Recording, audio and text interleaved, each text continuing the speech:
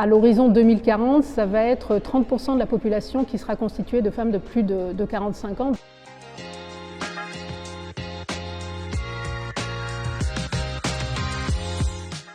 Communauté, action et ressources. Il y a cette grande communauté des femmes qui ont entre 45 et 65 ans, environ 10 millions d'individus quand même, et qui ont énormément de points communs et qui restent chacune en fait assez isolées.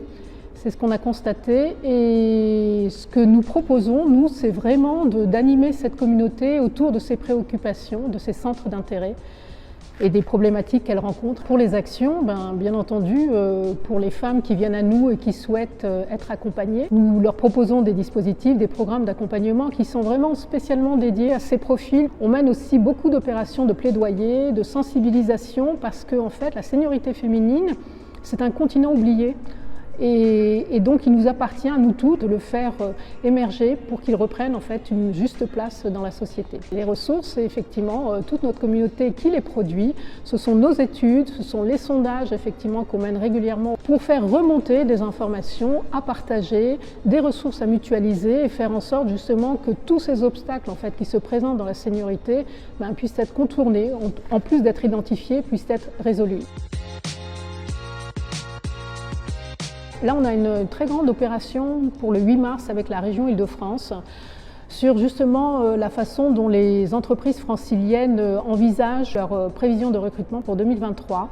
Et on aurait besoin de mobiliser des DRH sur ces questions-là. Donc si vous êtes DRH, si vous êtes chargé de recrutement, n'hésitez pas à venir à nous. Il faut absolument qu'on réfléchisse sur la façon dont on peut faire revenir les seniors dans l'entreprise et également les femmes. On a déjà pas mal en fait de DRH qui accompagnent nos candidats dans les parcours et ça donne d'excellents résultats. Le deuxième profil qu'on recherche, mais plus en mécénat de compétences, c'est effectivement des profils de communication. On recherche des content managers, on recherche même un profil assez expérimenté en réalisation vidéo.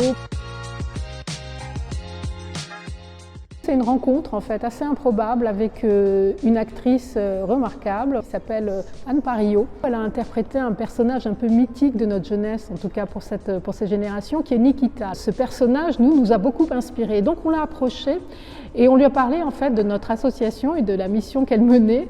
Et alors elle a tout de suite percuté, on a trouvé ça vraiment formidable, elle a dit « je vous soutiens complètement » et on s'est rendu compte en fait que ces problèmes de seniorité également touchaient le monde artistique.